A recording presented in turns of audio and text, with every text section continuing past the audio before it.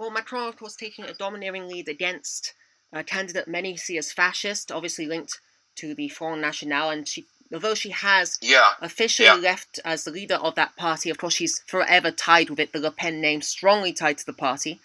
And this brings up an interesting comparison with 2002, of course. As we've seen in the first round, Jean-Luc Mélenchon refusing to endorse Macron, and thus many of his supporters, it looks like, are not going to vote for him. This being a marked contrast to 2002, where, of course, everyone united around Jacques Chirac against Marine Le Pen's father, Jean-Marie Le Pen. To what extent do you feel that the lack of that Mélenchon vote will affect Macron's campaign? Well, I don't think it would have such a big effect because I no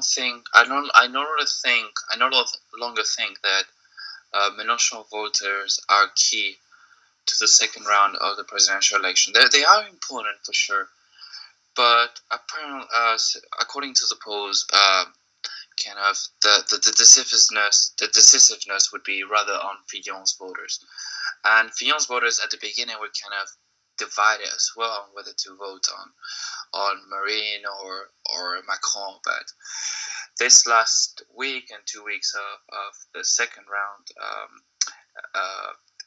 election campaign, has kind of demonstrated that the incoherence, at least something the conservative right, mainstream right, is feeling, the incompetence of Marine Le Pen, and the epitome of that. I'm sorry, I'm always pulling back into the presidential debate, but I think this presidential debate was key in kind of setting the dynamics and setting who would vote for who. And it's kind of clear, well, at least to me, and what the polls are saying and some other scientists are saying, is that the right is not longer going to majoritarily vote, or there's not going to be a big swing from the traditional right towards the, let's say, the extreme right, if we call it, in a way, not to say fascist. So, and according to what we see with Mélenchon voters, they are important, of course, because it's a big amount of votes, but they're not as big as Fillon, and as well, the Fillon voters are more ready to vote than to Mélenchon voters. I mean, when they mean to ready to vote, I mean to vote to one of the two candidates and not abstain or vote and blank. So, well, you mentioned. Kind of see that. Go on. Sorry, yeah. So I kind of see that, and Mélenchon, of course, that he kind of said that he kind of made people understood through his YouTube channel that he would vote for Macron, because he said he would never be voting for Le Pen.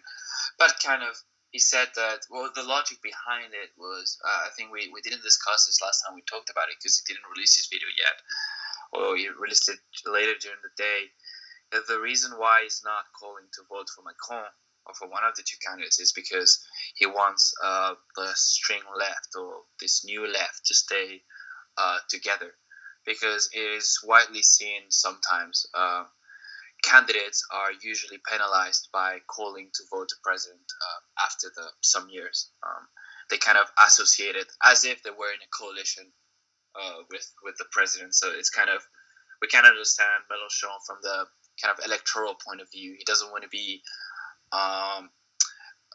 linked with the Macron presidency, especially with the man he's fought for so long, neoliberal policies he's fought against. Sorry. So yeah, I kind of understand that, but on your question, I would say that Fillon's voters are much more key than Mélenchon voters, especially because they're more ready, more engaged, and mobilized to vote.